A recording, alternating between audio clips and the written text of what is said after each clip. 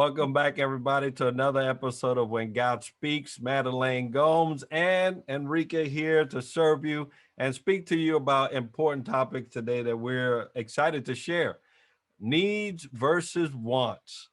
What a topic. And Madelaine, I'll let you introduce the yourself and then the topic.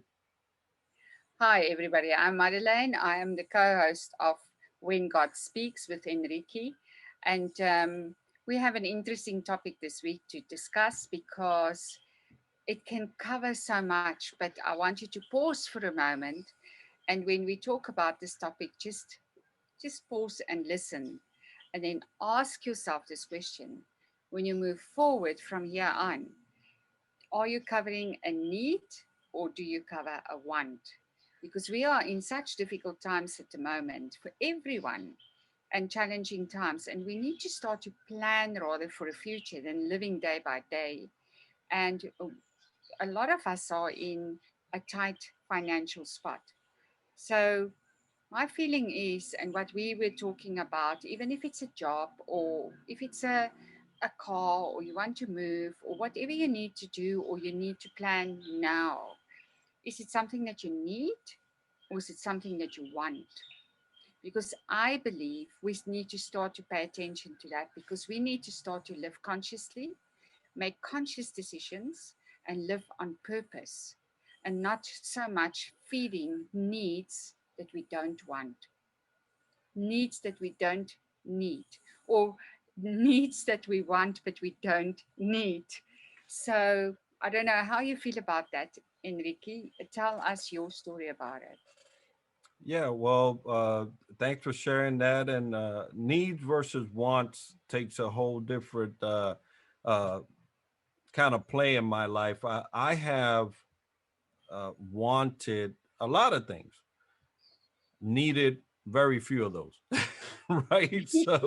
Um, and and it's kind of tough when you are trained to aspire to things, to to go and get things and be the best at this and be the best at that. And when you have that type A personality where you don't, and I had shared this before, there was a time in my life where I wanted to be the first at everything that I did.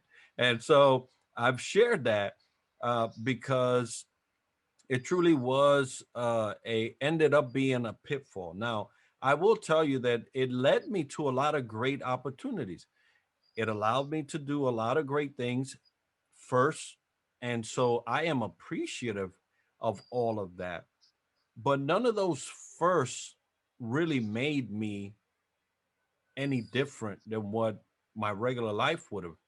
And so, although I was the first across the line for this award, or first across the line for this achievement, or first across the line for this position, uh, it it was all just wants. I just wanted that. Um, it and it helped somewhat, but it didn't help me internally. It didn't feed the desire to be somebody greater than I was raised to be, because who I was raised to be was not who I ended up being, right? The person you see today took a lot of work from, the man upstairs, and the Holy Spirit, and all the things that came through trials and tribulations, and all of those things in my life. But I do know that there have been a lot of wants in my life that I have attained. None of them gave me anything other than that simple, on the spot satisfaction of having attained it. After I got it, that was it. Right. So there is a thing to go after the things that you need, and then feed those things, and pad those things up. Like, I need to be wise. I need to be a wise man for my wife, for my children, for the people that are around me, so that when they come to me, they can be assured that they are at least going to get some guidance and advice from a wise man. Nobody wants to be a wise man because it takes time, it takes education, it takes exploration. It is not something that just pops in your head and you got it. It takes a lot of work to be considered a wise person. But that is what I need. I do not need to be foolish, right? Which is the other side of that. uh, amazingly enough, as much as people don't want to be wise, they also don't want to be foolish. But somebody's going to win there. Yeah. I think when while I listen to you, I feel what I need is what I need to have a good quality life that makes me happy and comfortable. I think that is what we all strive for. Mhm. But what we want, the wants are more on the outside. Yes, there's certain things that we do need. We cannot go without it. But I think we in times now where we need to ask ourselves when we make a move and we want to purchase something or we go after something, is this something that I want or is this something that I need? And I think our needs need to be fed first in these times. It's literally a mind shift and a mind change of how we see life, how we experience life, how we're moving forward, and what do we collect now for ourselves. I thought back this week and I thought, how easy was life a while ago, not too long ago, when we all went out and we could eat anywhere and money was just flowing and we were just free to be everywhere. And I drove past the shopping center here in my area. It was very popular and very busy. And I drove past this week and I actually stopped there and 80% of the shops are closed. I was blown away, apart from the fact that it actually went backwards and it's very neglected and dirty. It's closed, my shops are closed. And then I sat there for a moment and I thought, what in the shopping center did we really need? Nothing. We wanted. Mhm. It was all luxuries. We never thought there's going to be a time where the table turned and we're going to go through what we're going through now. Yeah. So I think we're in a process at the moment where we need to assess our lives, assess ourselves, and find out who are you really? What do you want? What do you need? And really align everything with what you want to the outcome to be, and rather live on purpose than just live by just free to enjoy all these worldly goods, because very few of us, when we had that, were happy. Now people are more focused on their inner architecture and they are more focused on what makes them happy. Now people take relationships and they don't take it for granted anymore. They're grateful to see their families, to be with each other. Yeah. Where then we took it for granted. We never thought we would lose it, but we also didn't use it. We didn't want it. We didn't need it because it wasn't a priority. So I also think the needs and the wants is, what are your priorities? They need to align with that and then live from there on purpose. You mentioned needs and wants and the different examples that you just shared, but I also was wanting to discuss. Okay, so there are obvious needs versus wants. Um, One thing I need in my life is peace, right? Yes. Peace. And people don't often think about that, but they do desire that as well, right? That's also a want. It could be a need, but it also could be a want, because when you're in turmoil, you just want peace, and you also need it. Yeah. So how do I go down a road if I'm somebody out there listening right now, like me, saying, "Man, all I needed and want is some peace."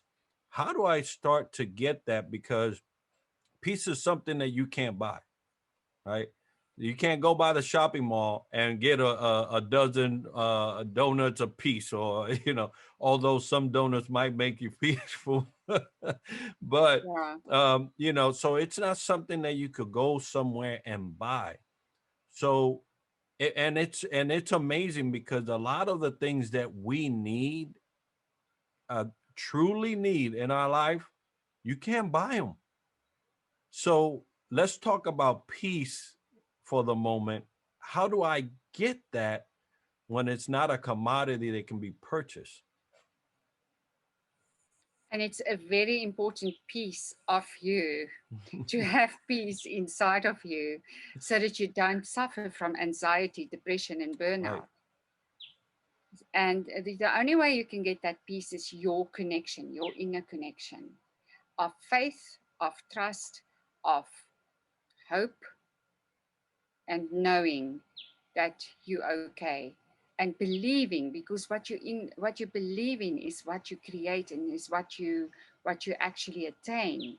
So to attain that inner peace, you need to have the faith, and you have to feed your inner soul to be able to get the result of peace. It's not just coming by sitting there and all of a sudden I feel at peace. It doesn't work like that. It is like a muscle that you exercise and that you build all the time. It's a lifestyle. It's not something that you can tap in and then you don't need it and then you tap into it again. It's literally reconditioning your mind and your body into peace through and belief, through faith, all those beautiful things that feeds our soul. and I think of peace as something that, um, you also have to work at. Yeah, You have to structure. Like, there is peace around us. There is peace, but there is also turmoil and chaos. I mean, some nations are in that chaos today, right now. Some other nations may not be, but there are mismanagement of funds. There are mismanagement of governments. We just saw a government get taken over by the military. We've seen nations go bankrupt because the government kind of messed up financially, and now the people are suffering. So there's chaos all around us, and just because you're not seeing it doesn't mean it's not there. But there's also opportunities of peace. You mentioned something that is, uh, just so important to getting peace, and it's you. You are the starting point of how long peace will reside in you. If it will stay, regardless of what's going on. And it takes a some work internally to get you to that point. So what can I do internally to get me to the point, uh, to experience peace on a daily basis? yeah. You know, it's like when last did you do something that makes you very happy? Like me sitting in the garden at the moment with the birds behind me. It's I call this the golden hour of the day because the sun is busy going down, but it's not down yet. It's beautiful golden outside. The birds are coming in to sit in these trees behind me, the most amazing, amazing birds. And this feeds my soul. And if I don't do this in a day, I miss it. I feel it. I Mm-hmm. know about it because this is like bringing me down to earth. And I sit here and I can't help to say, thank you. Mm. Thank you for this blessing that I can experience it, see it, and feel it, and be part of it. It is so sacred and special to me because I'm a nature person. So, when last did you do something that really feeds your soul, that makes you happy, that makes you sit and just be? We are so busy running around chasing our wants and our needs that we forget to have these moments that actually feeds your inner architecture. And that's why I'm so passionate about it because people lost that touch. But going through what we're going through now, if you want to anchor yourself and you want to bring it down and back and reconnect with inside of you, I would suggest do something that makes your soul happy. Like this makes me extremely happy. It makes me, I act like a child when there's a bird sitting in a tree, and we've got amazing exotic birds coming in here, real forest birds that you don't find anywhere else. It makes my heart sing every time. So I want to say to the listeners, when last did you do, what did you do? And when last did you do that? That makes your heart sing, that reconnects you, to your inner side, where you sit and you are just overflowing with happiness. And because I also seen in my own life, when you reach the stage where you find your happiness in this and your reconnection, you don't want so much. You cover your needs, but you don't want everything. That doesn't make you happy anymore. So it's like a whole scale down on what you only you need, but it's not like you all of a sudden deprive yourself of something important unless you're in a tight spot. So you're not going to lose out on anything, but you're going to gain by having the element of you in your life story, in your chapter, in your book that you write for yourself. Yeah. So what I hear is you need to tap into peace. Peace is around you. It's out there, but you have to tap into it. Yeah. And folks, for those of you that normally watch this show, we usually have our backgrounds up. I have mine up. But Madelaine was sitting in that garden. I said, go ahead and enjoy that. Let's use that. If you can bear it, because I know there's wildlife all over. But what a great example. This is an actual example of tapping into peace, something that you have recognized as a source of peace, and you tapping into it and staying there as long as you can to kind of stabilize the chaotic world that we live in, or your chaotic day that you may be living in. So, if you want peace, tap into it. So, let's talk about hope, because you mentioned hope earlier. Hope is something that you and I have been clinging on to this whole entire year, right? We've been talking about all the different things. We've been collaborating on different projects and things like that. That's how When God Speaks got birth, uh, and we have truly been holding on to hope. I have a story to share. Maybe next week I will share it in its entirety. But this year has been as challenging as anyone, although we may look like it isn't. That's what we look like, but we're tapped into peace. So you're gonna get that from us, right? Um, Yeah. but it doesn't mean that we don't have challenges. It doesn't mean that we have not been through some things. There's been loss of life, there's been loss of work, there's been loss of friendships, there's been a lot of loss this year. But since we're tapped into peace, you might not see that, but unless we share it. And so hope is something that I feel is a belief in something, even though you don't see it, or it may not be there yet, but you are assured that it will come. And for us, employment this year has been a little challenging, especially in the entrepreneurial journey that both Madelaine and I have been on. And so it's not always rosy. Anybody that's in entrepreneurship knows that that's not the case. But the hope is that we will be identified by people that look at our content and say, you know what they're sharing is solid. I believe that their credentials and everything that they have behind them is an authority. They are an authority, and I would love to work with them. And so those are hopes that we have.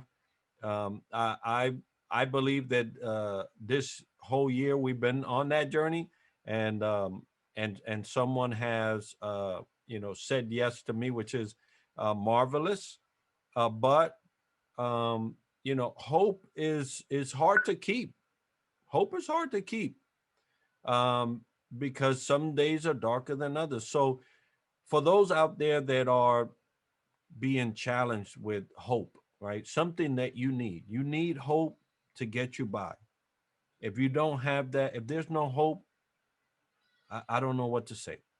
But so hope is one of those things that we need. What would you tell and share with someone that is right now, kind of at coin toss of, do I keep this or do I don't? Because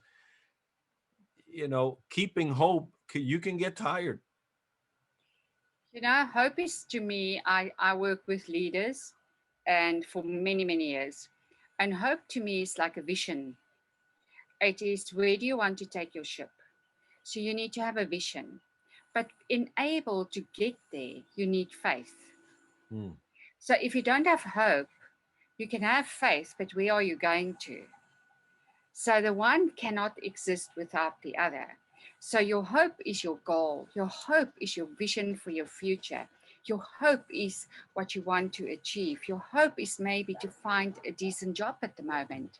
Your hope is to find a position that pays for the bread on your table. But if you just hope, it's not going to happen on its own. But you have to implement faith behind that to enable hope to happen. So I find it very interesting because, I always pull these things through into business because they're the same, whether it's for a business, whether they're for a person, the business architecture, the person's architecture, it's all the same. It requires the same recipe to succeed. So it's important to remember, don't lose hope, because the minute you lose hope, you've lost your goal, you've lost your vision, and then you've lost your faith in your future. And actually, you cannot afford to lose that faith and that vision, because where are you going? Then that's why people get anxious and depressed when they lose hope. They don't see a future for themselves.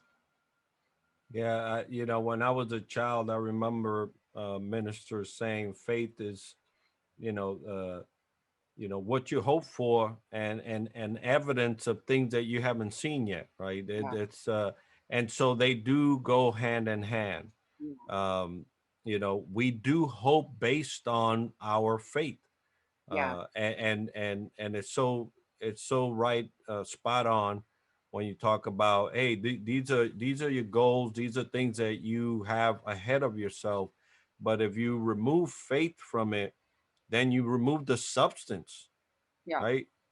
yeah. um Hope is going to be nothing. yeah, so anybody out there still challenged with the workforce or employment, or things that are going on at home, or at work, because people are still working. um, don't lose faith. uh, Hold on to that hope, and just tap into those areas of peace that can get you right sided when you're challenged with Mm, wondering whether you need to give it up or not. yeah. um, so we're coming up on the time for today, and we wanted to share the subject of needs versus wants. um, and if you don't focus on your needs, because you can get your wants and never have your needs, but if you take care of your needs, you can have all the wants you want. That's after those things are taken care of. Mm, um, think about the things that you need in your life, mm, and also think about how much time you're investing into mm. getting those needs. Yes. And that should give you a distance that you can work with, and what you need to do during that process to get you where you get your needs versus your wants. Madeline, I'll let you close out with some thoughts, but thank you for sharing the platform with me today. Lovely to see you enjoying that peaceful setting. It really warms my heart to see you where you are today, knowing the journey, that we've been together the last year. So, Thank you, Enrique, and it was great sharing this stage and platform with you and tapping into your wisdom as well. And just want to ask the listeners to please share this video, like it, subscribe. We need your support as well to grow and to move forward. And let us know about topics that you would like us to look into or discuss, and or if you just want to test the topic and see how do we see it, how do we feel about it, we are very happy to do that for you. So thank you for joining us today. all right. Thank you, everybody. Have a blessed week, and we'll see you next week at the same time.